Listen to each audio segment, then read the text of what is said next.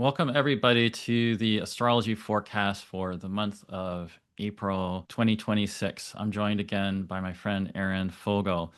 And we left off with our last forecast for what was coming in March. We were recording that like within a week, but maybe like a week or so before the Mars square with Uranus that was going to activate the eclipses and activate all these other things. And we mentioned that there'd likely be some kind of major event, probably something violent and explosive that would end up being a big part of this year with the Mars Uranus cycle and Uranus coming into Gemini, which is something we're going to talk about this month because the month of April, among many other things, is really important because of Uranus coming into Gemini. But things were have just gone obviously way incredibly dramatic in all kinds of really extreme ways since then. And I'm sure, like me, you probably looked ahead at this year and was already thinking that the month of April looked like an especially intense month of adversity and potential conflicts and having to work through things. So yeah, what have you thought about just how everything's transpired since the last time we talked and where we're heading now into, well, actually, we're recording this, I should say, also on March 17th, so well before April, and likely lots of things will happen by the time you watch this when we're recording this. So up until mid-March when we're talking right now, yeah, just in terms of like yeah, what's your sense of with all the dramatic collective events that have happened and what we can kind of see is coming in the month of April with all the astrology?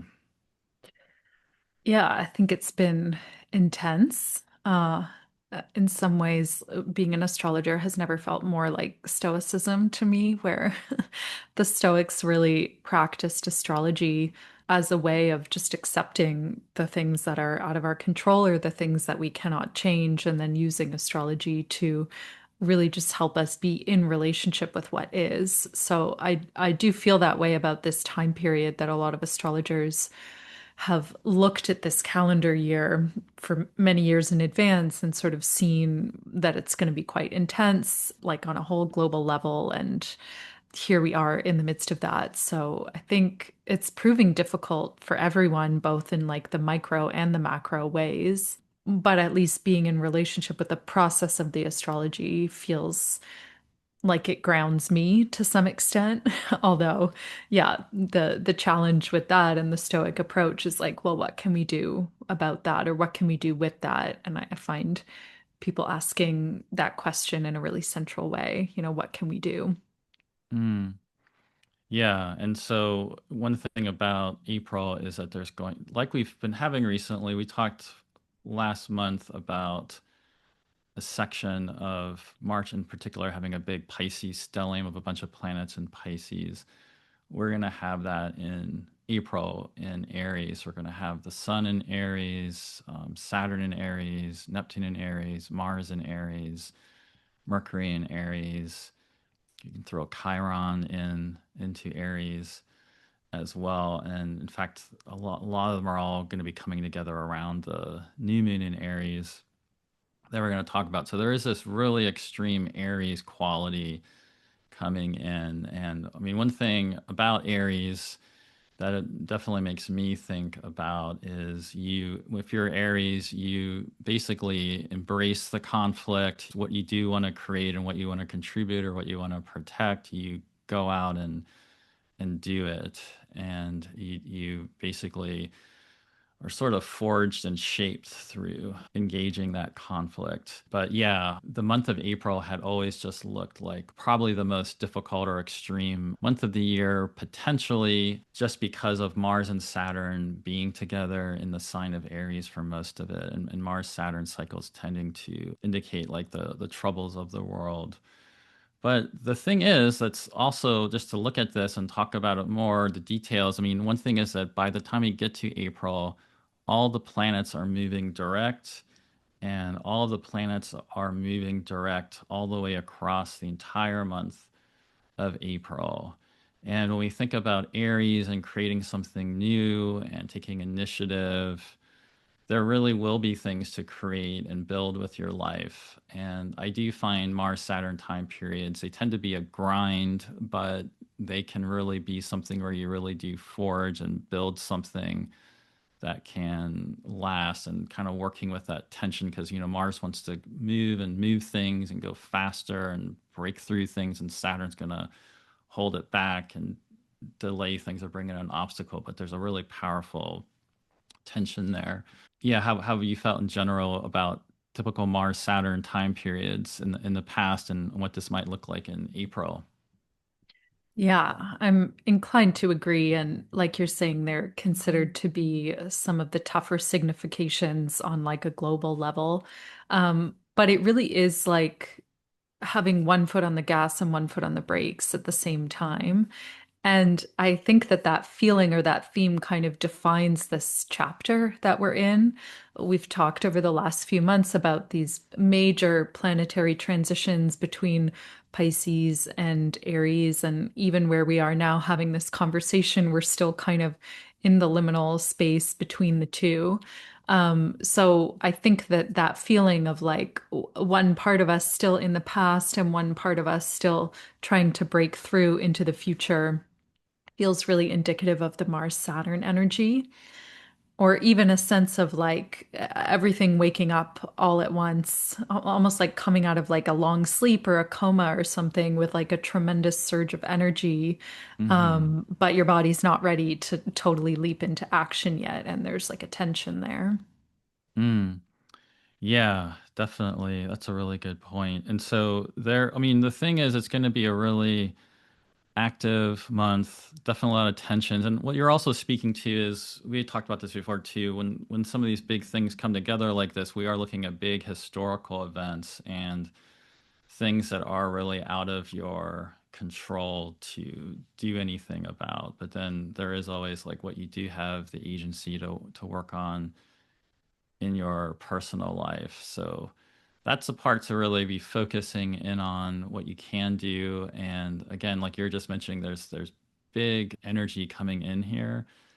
And I think the other thing about these big collective events is it's hard to even, the scales of time that we're talking about right now with like that Saturn Neptune conjunction coming together.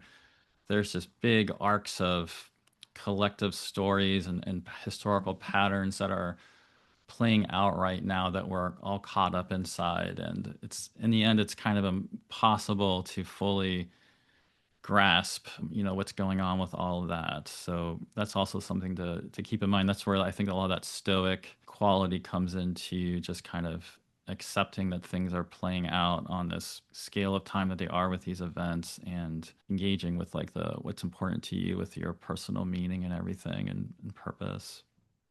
Yeah, we're always inside those cycles, both like on a larger level as well as our own personal cycles that we're in the midst of.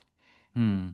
So yeah, let's look at what's going on with the beginning of the month. So this is just looking at the new moon, the full moon, combined with the ingresses of planets changing signs, just to get a big initial picture of the month. So one thing about April is it comes in with a big bang, a big illumination of a full moon in Libra on the first day of the month. We'll talk more about that in a moment. And then the big shifts of the month are going to be coming on April 9th, followed by April 14th. April 9th is when Mars comes into Aries. Mars will stay in Aries all the way until May 18th. So, this April 9th to May 18th period is the time period that Mars will be sharing the sign of Aries with Saturn. Of course, Mars rules the sign of Aries, so it's going to really intensify the Saturn Neptune conjunction right away as we come into April 9th, that sort of like mid part of the month. And that's going to be even more intensified by Mercury coming into Aries on April 14th. Mercury will be moving very fast at this point. Mercury will stay in Aries from April 14th to May 2nd. So essentially, the rest of April has Mars and Mercury sharing the sign of Aries with Saturn, Neptune, and Chiron, as well as the Sun for a lot of it. Then soon after that, we get the new moon in Aries at about 28 degrees of Aries, and that's when all these things are coming together with like Mars and Saturn and Mercury. We'll talk more about that. Then the sun goes into Taurus on April 19th. And then, all of that would be more than enough for a really dramatic month. But then Venus enters Gemini on April 23rd, forms the last conjunction with Uranus and Taurus. And then we have the monumental, again, incredibly historically important entrance of Uranus into Gemini on April 25th. So this is why it's such a dramatic, pivotal month. So some of the major alignments then that we'll be talking more about is that soon after Mars comes into Aries, Mars forms a conjunction with Neptune on April 12th. And then from April 12th, essentially, that week, there's a week of like April 12th to April 19th that Mars is moving from that conjunction with Neptune into the conjunction with Saturn. Mercury coming into Aries on April 14th means Mercury then forms a conjunction with Neptune on April 16th, then comes together with Saturn on April 20th. So just in that 4-day period. So that's a very loaded period of April 12th essentially to April 20th, with Mars and Mercury both simultaneously coming together while activating the Saturn Neptune conjunction. And in that, we do have Venus in Taurus. So Venus is in domicile in her earthy home of Taurus for most of the month. And we do have a sextile between Venus with Jupiter in Cancer on April 13th, which is the more beneficial, sort of pleasurable. There's something very creative and collaborative there. And it is a sign of hope in terms of how to work as part of this big mix of things. So it's kind of an interesting alignment that's thrown in there with all the rest of it. And then the other big thing is at the end of the month is Venus coming together with Uranus and Taurus, which is really significant. It's basically Venus helping Uranus transition into Gemini. That happens on April 23rd. The other thing about this month that's important is, as I've been mentioning, is Mercury. So you and I are actually recording this and talking right now before Mercury has stationed direct, but we are recording this around the time that Mercury is helically rising, turning into that butterfly that you can see on the bottom of this graphic right now, coming out of that 15-degree range with the sun. Mercury stations direct on March 20th, slowly starts moving forward. And remember, what's so important about this Mercury retrograde period, among other things, is its connection to Mars and Pisces, and the fact that Mercury and Mars are basically staying together across this month. So when we come into April, very early in the month, Mercury will reach maximum elongation on April 3rd, which means that's the point where Mercury is moving as fast as the sun and then starts moving faster than the sun. So this is Mercury not only visible as a morning star, but kicking into the faster, fleet-footed Hermes. And this tends to be a really powerful time period to start moving forward more actively. And a lot of the big, deeper interchanges that happened during the Mercury retrograde period can be integrated and activated. And so that's a really key part. And basically, this entire month of April, then, Mercury remains visible, moving through that morning star phase. And interestingly, at the very end of the month, on April 30th, is when Mercury starts moving into that 15-degree range on the other side of the sun. In the middle of May, there'll be another reanimation of Mercury on May 14th. So what I thought we could just talk about first is the full moon in Libra, which is starting us off in the month. And what's really powerful about this full moon in Libra is, on one hand, it's forming a square aspect with Jupiter in Cancer. Jupiter's in the sign of the moon. And at the same time, the full moon is in the sign of Venus. And Venus is coming into a square aspect with Pluto. And at the same time, in this first month of April, it is before Mars comes into Aries. And so we have Mars still in Pisces at this full moon, and Mars is starting to apply to this sextile with Uranus that's coming in here. And you can see here how the full moon is just about 3 degrees away from a square aspect with Jupiter, and Venus ruling the full moon is about 3 degrees away from a square aspect with Pluto. So the Venus Pluto square and the full moon square Jupiter, as well as Mars sextile Uranus, are some of the key aspects of this lunation. Yeah, it feels kind of like a powerful symbol to have at the start of the month because we were talking about the intensity of April and like all that Aries energy that we're going to get. And the full moon, especially because like the chart of it that we were just looking at is ruled by Mars. Mars is going to be ingressing into Aries. There's this feeling of like breaking through pretense. And while the full moon in Libra might prefer to lead with a good time or sort of have this pretense of everything is okay or everything is Mm, fine. Don't really look too deeply at the things that are not okay. Don't really touch that button. It feels like that's sort of setting us up for the way we'll also be breaking through that pretense. Or maybe kind mm. of leading us into a deeper honesty about the things that are not fine or the things that need to kind of break apart as the month unfolds from there. Yeah, and right, Libra does get that kind of characterization.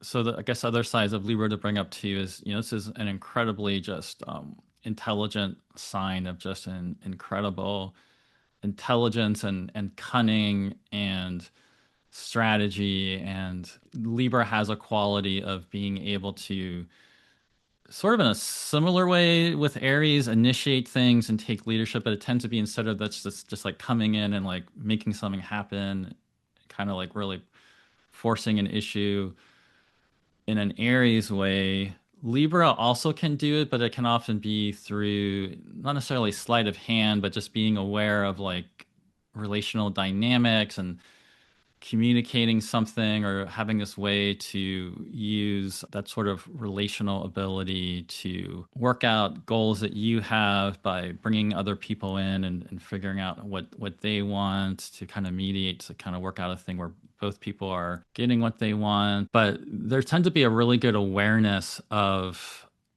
the dynamics of what's going on in a situation and being able to then devise a strategy is one thing that makes me think about a lot. And with that square to Jupiter, I feel like that could really be coming in here in terms of, kind of facing what you need to face as we're coming into the month. I mean, it feels like something's really getting illuminated here. What you were saying earlier, I think you said coming out of almost like a stupor or like yeah, so we're really coming with a charge. These inner things will come to a head. There'll be a big illumination of a lot of these dynamics that have been building in March. Yeah, definitely. I like that feeling that, well, Libra will see more than Aries does, and it'll have more perspective, especially with the aspect to Jupiter. So it may be that we're coming into the month with some kind of insight or ability to like see the big picture of things. And then from there, we have to dive into action or kind of take some risk or get into like the muck of it based on what we've seen. Yeah, and I feel like that's really evident with Venus and Taurus ruling the lunation and Mm. applying to the square with Pluto. So there is a big Pluto and Aquarius activation that comes in here with Venus and Taurus. So I mean, one really great thing about the month in terms of Venus being in Taurus is that if we're working with that symbolism, it brings in Venus really expressing Venus in her full presence. Taurus in particular can be really good with grounding, finding physical pleasure and comforts and things to soothe you and makes me think too about creativity being really active, but this opening part of Venus coming into the square with Pluto is really the most a potentially difficult aspect Venus and Taurus makes. And I think it makes me think more, instead of looking at it as being difficult, it could just really be dredging up some deep material that's kind of there, especially in the relational desire type of field of things, with whatever's been kind of building under the surface with Pluto. And because it's happening with a full moon, there could just be, it makes me think about this really getting illuminated with the square to Jupiter on top of it, like think something getting really even magnified. Yeah, that makes sense. Like a revelation of things lurking under the surface, particularly in our relationships, probably. Yeah, and then there's also the sextile then from Mars in Pisces. It comes in right before Mars goes into Aries. That to me feels very potentially creative and innovative. So I do like that also about this full moon. Is there anything that you're thinking about with that? Yeah, I mean, we were talking about the Mars-Saturn conjunction as one of the trickier things, but particularly at the beginning of the month there, like you're saying, there is actually still a lot of really generative support coming from Mars at the tail end of Pisces, and that sextile relationship with Uranus that it still has.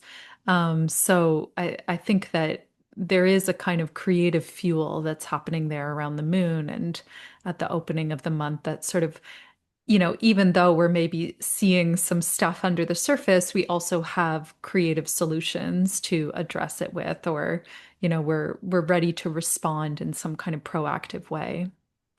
Yeah, I think that's going to be the main thing the whole month is sort of using as things are coming up that might be deeper realizations about how everything's changing. And obviously that means, things are changing on such vast levels globally in different societies, civilizations. We're all going to be going through our own discoveries at the same time about ourselves. But yeah, there is, I think that the generative quality of the month is really important to keep in mind, and how this can then sort of fuel you or use it as something to kind of drive you into um, taking action. I don't think Hmm. it's a month where, I mean, I guess you can sit on the sidelines and try to avoid things, but it's going to be one to kind of step into the fray, I guess is how it makes me feel. Yeah, you're still going to be like catching strays, even if you're sitting on the sidelines, Yeah, I there's think. not going to be a way. It's not going to, right. That's not an effective strategy for April. It's really going to be. Um, that's why I think, as much as you could have used March to figure out what is this path I want to take, it's because then April, it's like you're just going, and it's really you got to get in the mix, and use the conflict that comes up to help deepen your understanding and kind of shape what's coming. And because, as we're going to look at here, things get really dramatic and hot once Mars comes into Aries on April 9th. So the really dramatic part of April begins on April 9th once Mars enters Aries. This starts this long period of Mars and Saturn and Neptune sharing the sign of Aries from April 9th all the way until May 18th. And we have the Saturn Neptune conjunction and all these big patterns and storylines being activated. And now we get the ruler, the domicile ruler of Aries coming in to activate them. That conjunction between Mars and Neptune comes on April 12th. And that's happening at the same time Venus and Taurus is moving into the most supportive, cohering aspect of Venus and Taurus mix, which is with Jupiter in Cancer at the same time on April 13th. And then Mercury flies into Aries and catalyzes all of this Aries quality even more on April 14th. I believe Mercury's been in Pisces since February 6th. So there was a really long period of time of most of February, all of March, and almost half of April of Mercury being in Pisces. So Mercury had this huge activation going back and forth across the Pisces part of your chart. So there's also something really important about that being finished up on these first 14 days. And that it also makes the entrance of Mercury into Aries all the more dramatic. Mercury then immediately forms a conjunction with Neptune, which happens on April 16th. And all of this is happening at the balsamic moon, the ending of that lunar cycle. We get the new moon on April 17th. At the same time, Mars is applying to a conjunction with Saturn and Aries. So, really importantly, that new moon in Aries is ruled by Mars, who is coming really closely into this conjunction with Saturn on April 19th. Then the sun goes into Taurus. Mercury is coming in really close behind Mars, and Mars comes into a conjunction with Saturn and Aries on April 20th, and then the same day moves into a conjunction with Mars in Aries on April 20th. The new moon chart we can see here, which has, I put it in whole sign just to show how loaded this is. This also happens to be the chart set for Washington, D.C. So you can see there is a Uranus near the ascendant of that chart, which is lined up with the president of the United States, Donald Trump's midheaven, pretty closely, and Pluto's up at the midheaven. Now, with the war going on, all the conflict, I am one thing that I'm definitely wondering about with timing of things is what happens leading up to this and what goes on past this point, and seeing if things either escalate further or de-escalate. But this is, I mean, if you just thinking about this personally, this is just such a major activation of Aries.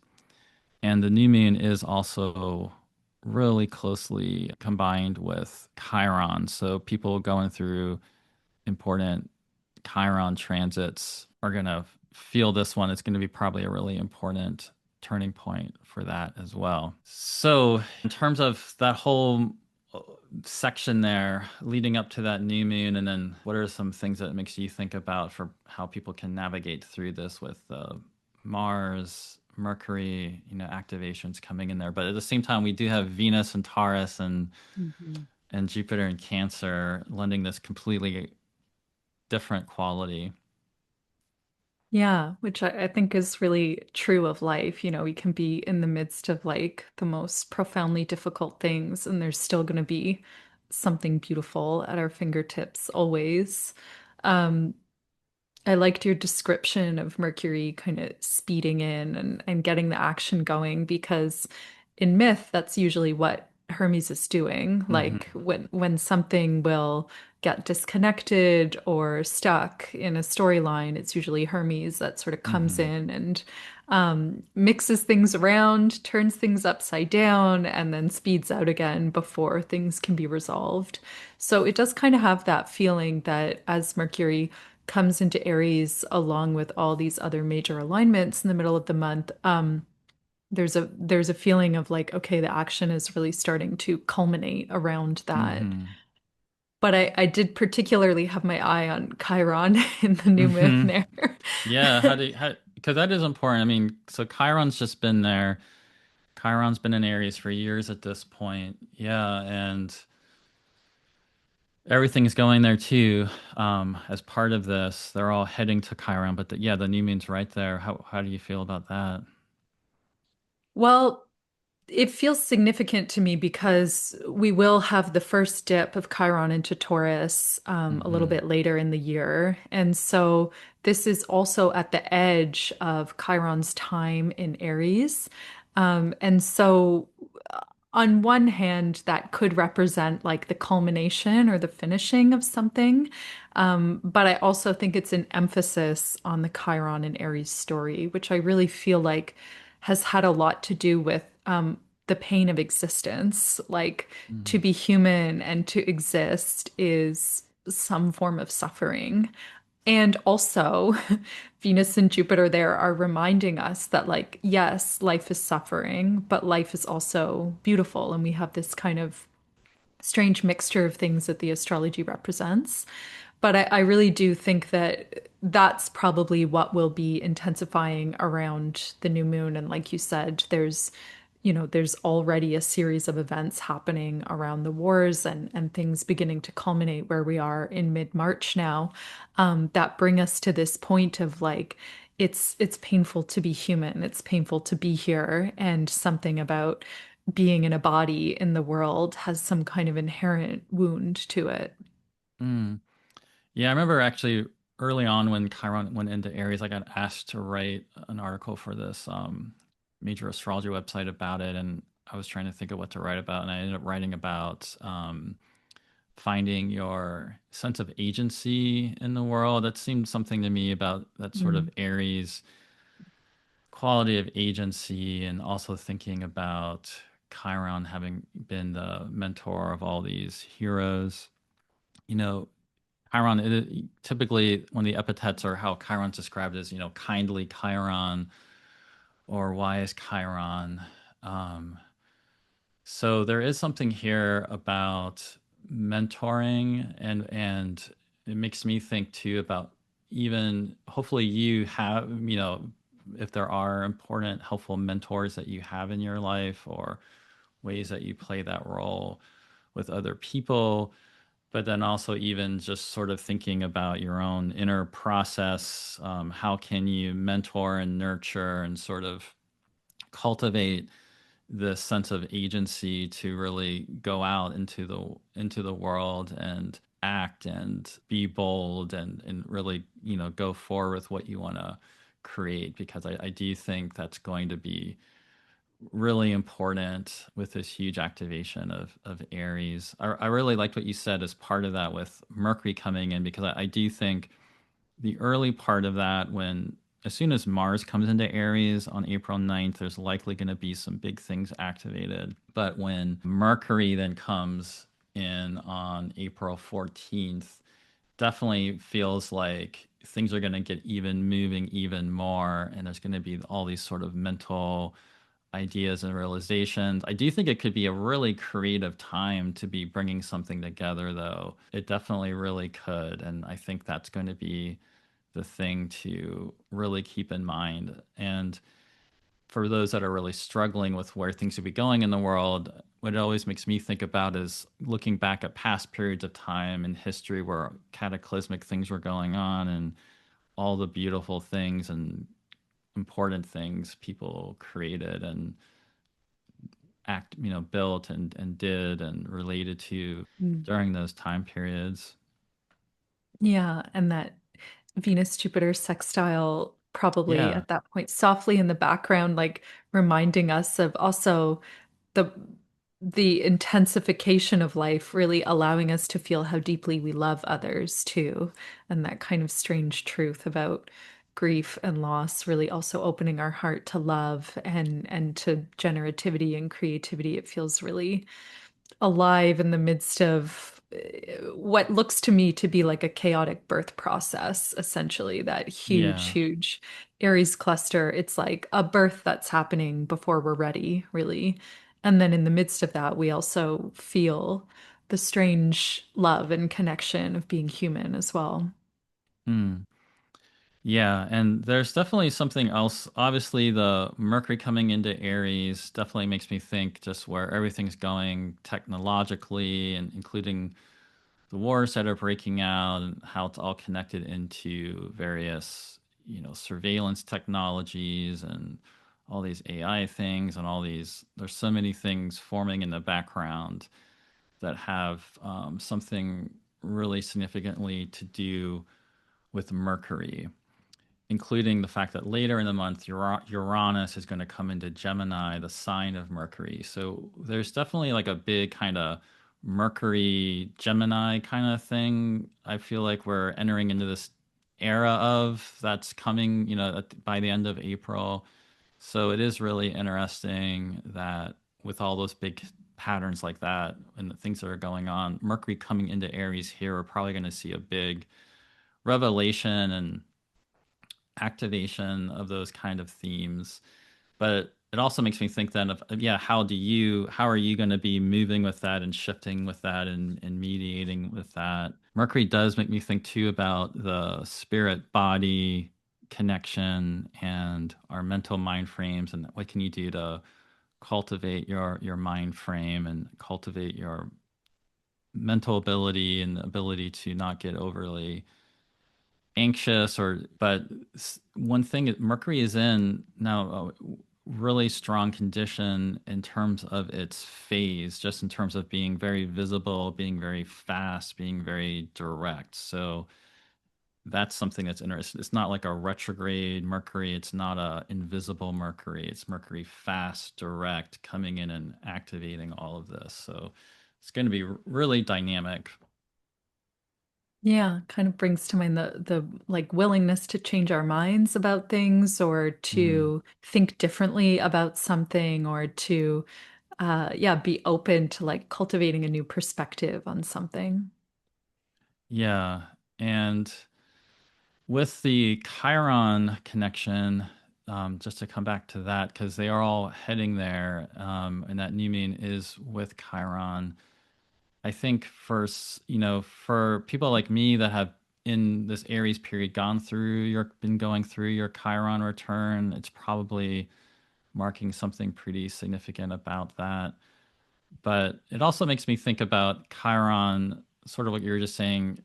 I feel like Chiron can definitely also help us transition to that next stage of things differently than like you're saying Mercury will kind of come in and really spark something and get something that's been stuck moving, and that's going to be happening. Mercury's going to come in. There's probably some that's another sign of likely conflict, likely having sharp words with people or having to negotiate through that kind of thing as part of what's going on, and it's something to be aware of. That's just going to probably happen.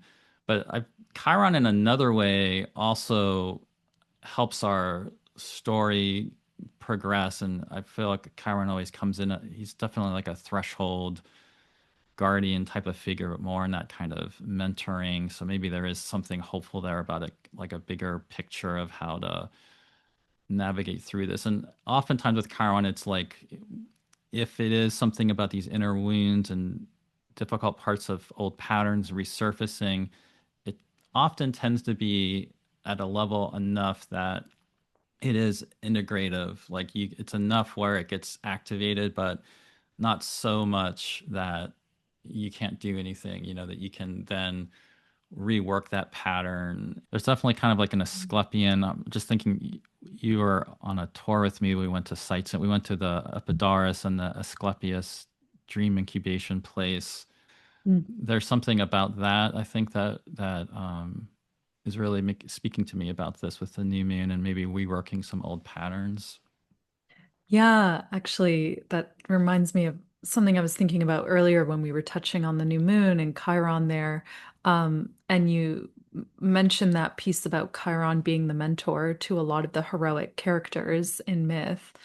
And that's something that feels so important about Chiron because those heroic characters are all wounded in some way. They Hmm. have these, some of them are like disowned or cast out by their families. There's this like displacement that happens.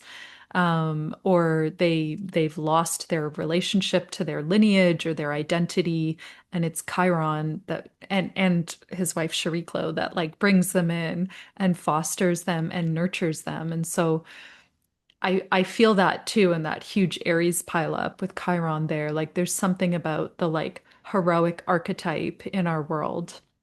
It's very wounded. And it is like the Chiron aspect of our being that can take the wounded hero in and sort of mentor it back into wholeness in some way. But that happens kind of in the dark, in the hidden, unseen places. It's not out there in the stereotypical heroic way. And so while there's all that going on around us and this sort of like intense clashing of energies and the fighting and all of that explosive Aries energy taking place, there's also this like quiet re-mentoring of the ways in which we're like hurt by being heroic. That's a really good point. Yeah, and even speaking of Aries, I mean, the living image of Aries is the magical chrysomalis, like the flying golden ram who becomes Oh, the golden yes. fleece. And it's the story of Jason and the Argonauts. And Jason is one of these figures who is kind of orphaned in a way, abandoned, taken to Chiron to mentor, and goes through all this relationality with Chiron. And he's off on his quest. And then, then you're kind of off on your journey. So the new moon coming together with Chiron definitely feels like a moment to really know we're all gonna have this heroic journey ahead of us, and really taking in that ability of Chiron to also, yeah, mentor that heroic quality within ourselves as all these things are going on, being aware of what's shifting within us. So it's not like we're just acting out in the world, we're also checking in about what's going on within us, and then how, other relationships around us are also part of that.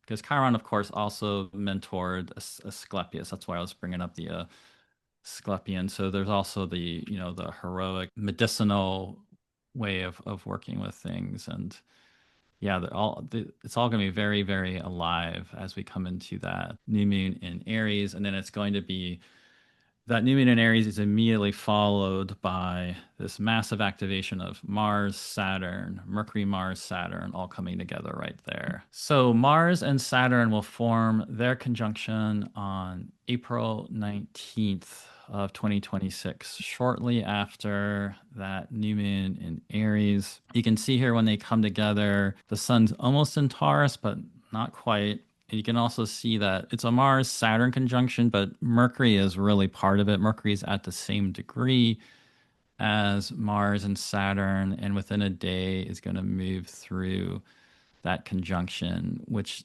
is also happening at the same time. Venus is coming into a conjunction with Uranus, which we'll get to in a moment. But I do think it's notable that while this is going on, Venus is getting within about 4 to 3 degrees of Uranus. So this Venus Uranus background thing is definitely coming in here.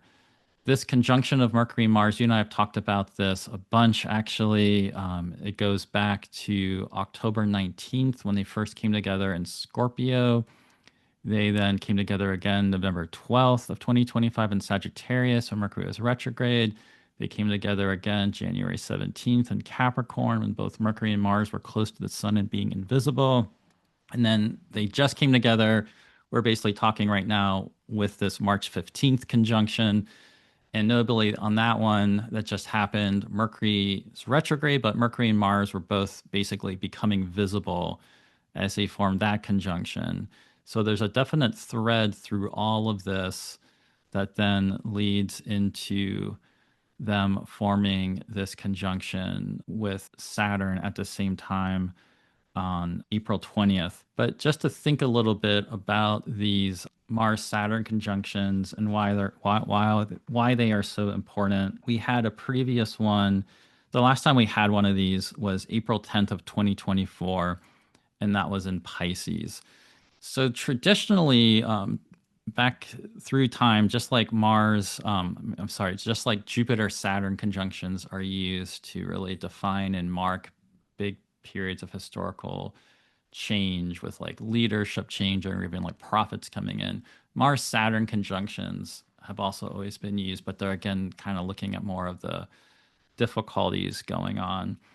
And as we've mentioned, these time periods just anyway tend to be grinds, you kind of wanting to move and get something going, but Saturn is holding it back. There's a really powerful tension between them, yet something can often really powerfully be shaped and forged. It's going to be interesting to experience this one with Mars in its own sign and Saturn in its fall of Aries. It feels like there's more here, especially with Mercury coming in. There's much more movement with this particular one than we typically get. Obviously, the symbolism of Aries is very alive with this one. But just looking back at some of the previous ones, the last time we had one was April 10th of 2024, and that was just after we had a solar eclipse in Aries on April 8th of 2024. Interestingly, with Iran and Israel, if you remember, right before that conjunction, there had been these Israeli airstrikes killing these, assassinating these Iranian leaders and officials. And Iran then launched this huge attack at Israel. And there was a moment of wondering what would happen with that, sort of like a mini war that didn't quite full on happen at that time. And obviously feels incredibly relevant to this Mars Saturn cycle. They sent that previous that was maybe like the first big event, and what's happening now more recently that happened with them both in Pisces. Interestingly, also at that last one was when Donald Trump was facing a criminal trial for the hush money, which was the first time a US president was ever on a criminal trial at the last conjunction. If you go back to the one before that, April 4th of 2022, that was in Aquarius. That was the Russia-Ukraine war was really big at that time. So that was the big event then. That conflict's obviously still going. I haven't seen any big major shift with that so far. It's possible something like that comes up again here. If you go back to the one before that, that was March 31st of 2020 in Capricorn. That was at the beginning of COVID and a lot of those different lockdowns and all of that whole thing coming together. That was a very dramatic Mars Capricorn, and that one in 2020 was, I think, especially powerful because of it coming right after Saturn Pluto, Saturn being its own sign, Mars being exalted there. So I was looking back to see the last time we had Mars and Saturn come together with Mercury also there. The last time I saw that happening was May 4th of 2002. That was in Gemini. Mercury was in Gemini, Venus was in Gemini, Mars and Saturn were together in Gemini, and the North Node was in Gemini. That was the U.S. at that time was in the war in Afghanistan, and it was transitioning into this sort of like long term type of war at that point. And then I was looking to see when's the last time before that. So interestingly, then the time before that, that there was a Mercury, Mars, and Saturn conjunction at the same time was the last time Mars and Saturn were together in Aries, which was April 2nd of 1998. So in case you're just wondering, last time we had Mars and Saturn together in Aries, Mercury retrograde was also really closely there. This was again April 2nd of 1998. One of the major things with this would be the war in Kosovo that was going on. And then the previous time before that was in March of 1968. That was the previous time we had Mars in Aries with Saturn in Aries. And this was a time of the Vietnam War. It's shortly before the My Lai massacre, and there were lots of anti-war protests going on. It's around the time that Robert Kennedy announced he was going to run for presidency. A month after that, he gets assassinated later. A month after this, Martin Luther King is assassinated.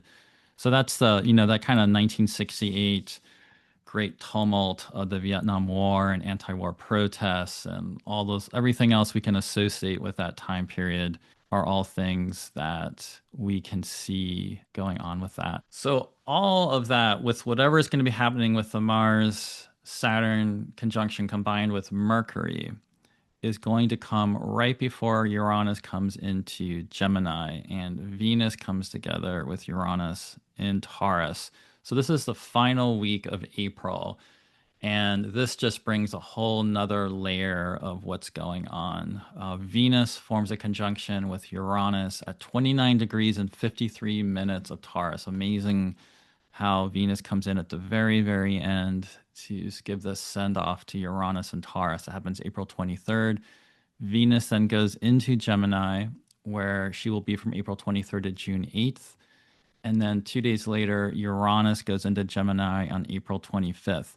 Now, of course, all of this is important with Gemini getting activated because Mercury is still in Aries, moving quickly, heading towards Chiron, but all that, big activation we were just talking about is basically leading us right into this. So this all looks just very dramatic.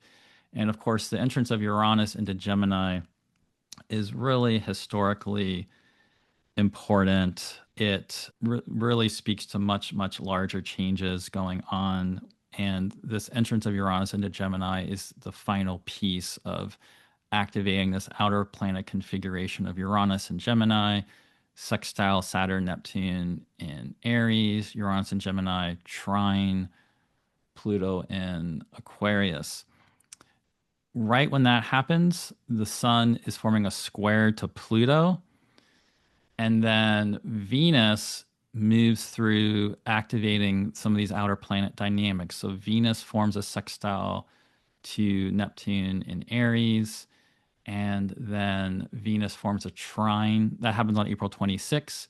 Venus forms a trine to Pluto in Aquarius on April 28th, just as Venus is coming into square the lunar nodes. The entrance of Uranus into Gemini also means Uranus is heading into a square with the lunar nodes, which will be a theme for the months ahead. Other big thing in this period is Mercury in Aries forming a square aspect with Jupiter in Cancer. So, I mean, the big thing is, of course, the entrance of Uranus into Gemini and the ending of Uranus in Taurus. Uranus first went into Taurus May 15th of 2018, and it was there up until November 6th of 2018. Then it went back to Aries. Then on March 6th of 2019, Uranus went into Taurus, where it stayed all the way until July last year of 2025. So this is a transit that goes all the way back to 2018, and we get this. I feel like it's a sweet. I've actually really enjoyed the Venus Uranus conjunctions in Taurus over the years, and we get one Mhm. more that's a major final ending and resolution of your Uranus and Taurus storyline, whatever that is. Yeah, what are some things that makes you think of before we get to Uranus going to Gemini? Just about this and bringing an end to Uranus and Taurus here with Venus, with all this other stuff going on. Yeah, I mean, on a global level, I think that we've seen how disruptive it's been to the earth that we are overusing non-renewable resources. Like that's really what that transit has been for me. There's been this sort of like further wake up process of, the way that we access the earth, which would be the sign of Taurus, and the level of like speed and disruption with which we're moving through those resources. So, and there's also been like a whole story unfolding about like food chain supply and, Hmm. where we're buying our food from and some people relocalizing when they have the capacity. So there's all those kind of bigger pieces at work. But I also think, interestingly, on a more individual level, like people started talking about nervous system regulation in a new way, which would really be a Uranus thing to me, like nervous system process. Could be Mercury, could be Uranus. But in Taurus, like we want things to be regulated. We want things to be peaceful. We want stability. And I think it was the first time that I started to hear like larger groups of people discussing their peace. People talking about self-care more broadly, talking about regulation, and people having really, really firm boundaries to for a lot of people for the first time, which seemed sort of like a Uranus and Taurus theme too. Yeah, that's a really good point, and I think that's going to obviously need to be something to keep in mind because Uranus coming into Gemini is just so much more frenetic and so much more activating of those types of things. So It's really good point about not a yeah, regulated nervous system, I would say. yeah. I mean, it's just going to require a need to bring focus there for sure. Although it's also obviously really exciting about there's some exciting potential possibilities with Uranus and Gemini for sure. But yeah, I Hmm. mean the natural resources, the food chain supplies, that was something that a lot of astrologers had talked about likely happening, and we've certainly seen that happening, and we've certainly also with these wars and different things going on. There's a great kind of like final Uranus and Taurus thing going on related to all of that. I mean, there's literal like oil supply being lit on fire and Straits of Passage. Everything is completely focused on that right now. And as you and I are talking, we don't really know where all of that's going to be fully going as we go into this month, but that's certainly part of it. What the other thing you had mentioned there was that was something that was always interesting to think about, like what's going to happen with Uranus and Taurus, because Taurus, I should say, is a sign that likes, like you're saying, likes to keep things regulated and stable and can really enjoy that. And that is something, it's kind of interesting. Most of this month, Venus will be sharing the sign of Taurus with Uranus. So I think that does give me some, I think that is a sign of hope about the ability to regulate, like you were saying. But because it's a fixed sign, the type of long-term changes in the way Taurus really got moving as a result of Uranus being there, I think has been really fascinating to see. So as far as Uranus coming into Gemini, we did have a period last year from July 7th until November 7th that Uranus was in Gemini. And I do think that's interesting thinking about the experience of Uranus and Taurus just in relation, because while Uranus entered Taurus for good in March of 2019, we had a period from May 15th of 2018 to November 6th of 2018 where Uranus was in Taurus. I know I had some of my big themes for the Uranus and Taurus transit were really activated right away, actually, in May of 2018. That definitely proved to be something that really carried through. Did you notice that yourself? It seems like you're, I did. I have this like yeah. distinct memory of like the day of that ingress in Mm, that first ingress in May. And like, it was like simple things. Like, I don't know, I got like some really nice nail polish and like made myself a really nice meal. And for me personally, like Uranus and Taurus has been a lot about learning to enjoy my life in a whole new way and like really just mm, like taking in the pleasure that Taurus affords us. So I do have like a distinct memory of even that first day, but those first few months of Uranus and Taurus. So it may be like that for a lot of us. We got hmm that initial ingress of Uranus and Gemini, so we got kind of a taste or a theme of it. And I've been speaking to a lot of clients who have Uranus at early degrees of Sagittarius. So, they got that first taste of their Uranus opposition, and it was strong and loud and really big in their lives for sure.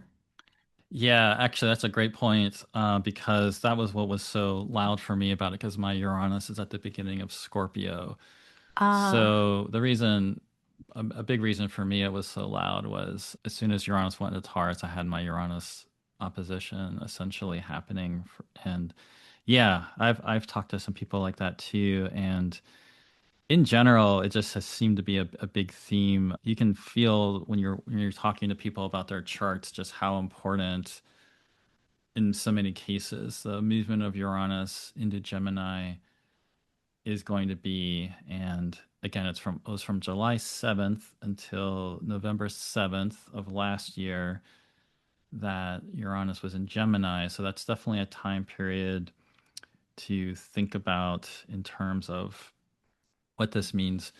One thing it makes me think about too is when you're saying about finding new ways to feel comfort and enjoy life.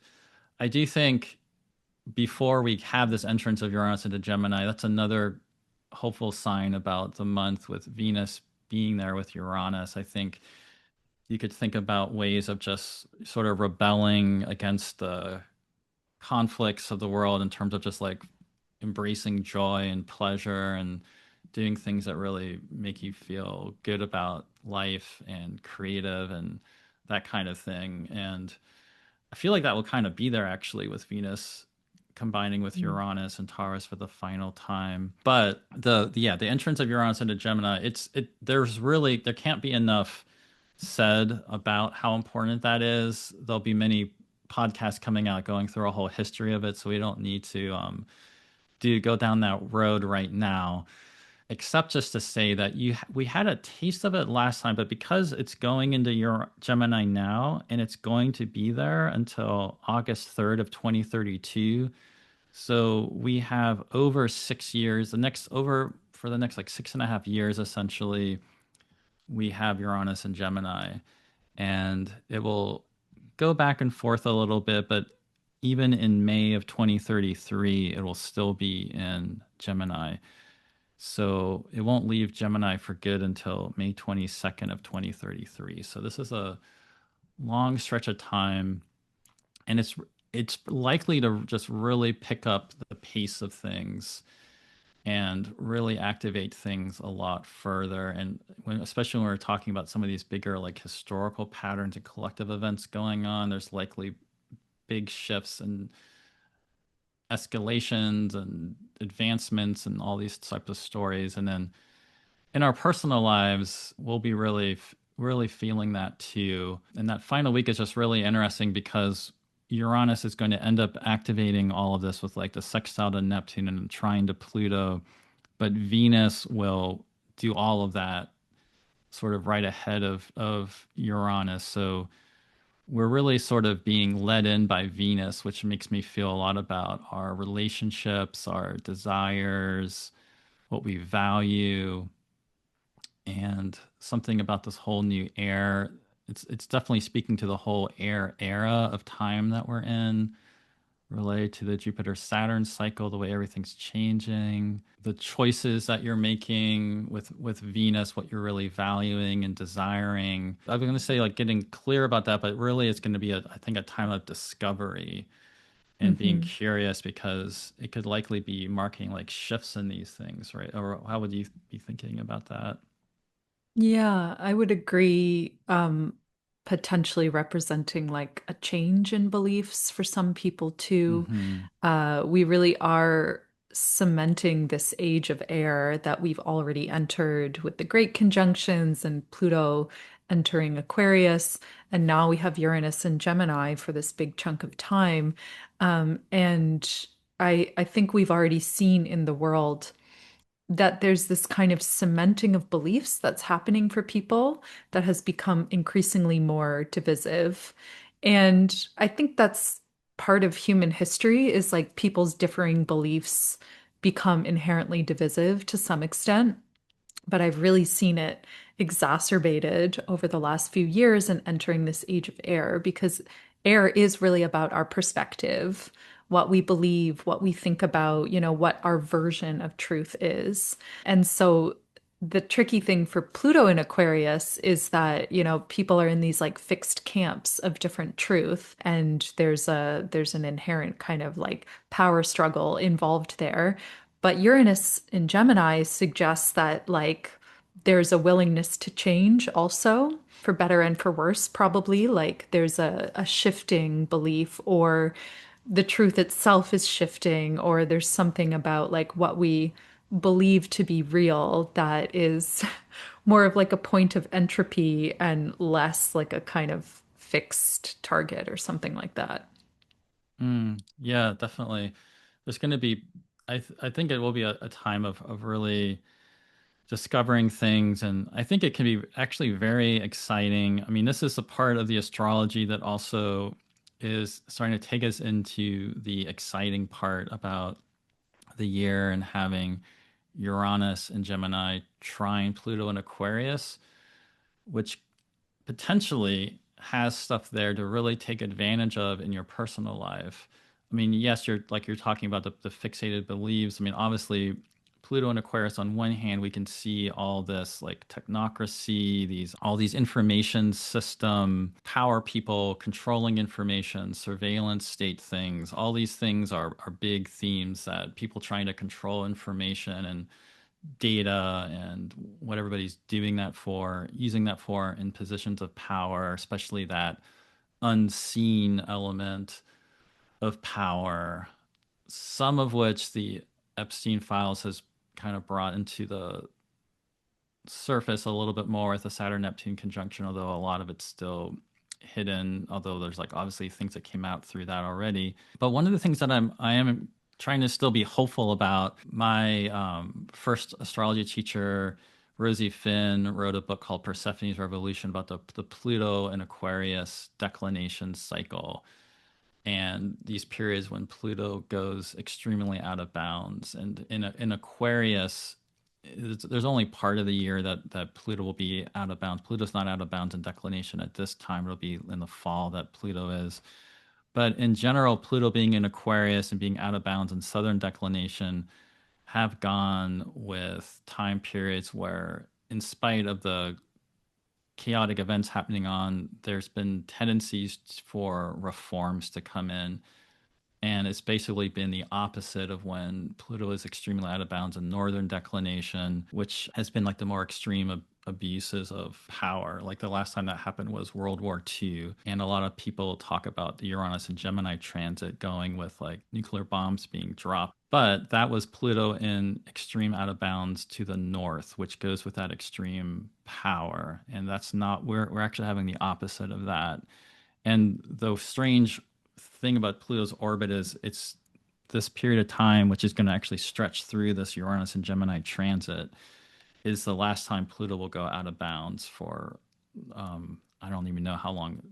It's way too long to track. I mean, so we're coming to the end of it, which means Pluto's never going to be at this like power abuse place before, and she's linked it to the myth of Persephone with Pluto and Aquarius being more like, whereas Pluto and recently more Pluto and Leo, but Pluto at that northern declination being more like the abuse of Pluto or Hades, the southern declination where we're in this time period being like Persephone reclaiming her power. And the last time we had Pluto in this period out of bounds and then Uranus going into Gemini would have been more like that American Revolution time period. And we, which obviously has led to some disappointing results in the world, but there still was like that whole thing of like throwing off a monarchy and the ideals of the Declaration of Independence, you know, is something really is significant in history. So I do think there's real hope for change ultimately coming through with this process that we're entering right now. And there's, you know, so much more is going to be happening. It's just, you know, an initial sense of it coming here at this end of the month here. But I think Venus activating all of it to me really makes me feel like a way to start feeling how you could be changing and as part of these much larger changes that are going to be happening because we can expect Uranus and Gemini is going to get really activating stuff in like June, July. Hmm. And so it could be very much through like desire, values, relationships that we're getting at early personal style, aesthetics. You might makes me think about yeah, music, style, like people mutating with that, and that might be an interesting way. Even what you kind of music you're listening to or art you're enjoying, or these could all be ways into kind of feeling how you might be changing with it. Yeah, I like that and the infinite possibility of Gemini too, which is like one of the really beautiful things about the sign. So we do have that with Uranus ingressing into Gemini. We get all of a sudden these infinite multiple possibilities that just weren't there before. And some of them we may like and some of them we may not like. But I think that that piece is going to be really important in the latter half of the month with Venus there too, that this is personal too. It's not just about what's happening at a broad scale in the world, it's also about the different choices that are available to us in our day-to-day life. You know, what can we do right now, right here in our conversations? You know, what kind of belief structures can we address within ourselves? What different choices can we make just in the midst of our day? And like you said, that beautiful piece about Venus in Gemini is such a curious placement too, and just being like willing to be curious and open and like talk to people about things, Hmm. and enter our conversations with that kind of openness rather than like an immediate shutdown. I think that that goes a long way for us as well.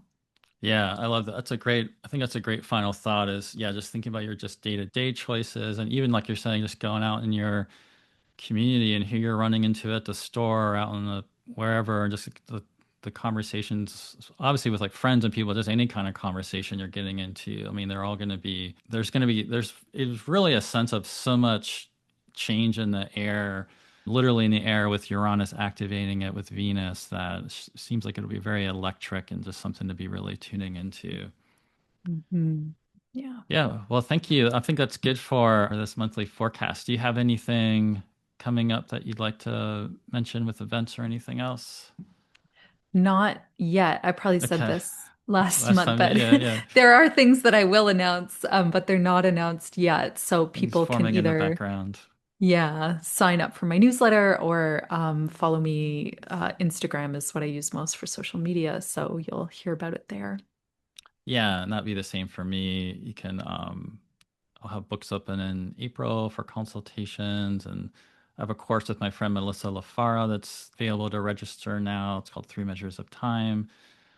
I also have put on my website before and also my newsletter another trip to Greece that Jason and Holly and I are organizing. So if you're watching this and interested in that, you can go to my website and find some information about that if you'd like to take a tour of Greece later in the year and some of these sacred sites.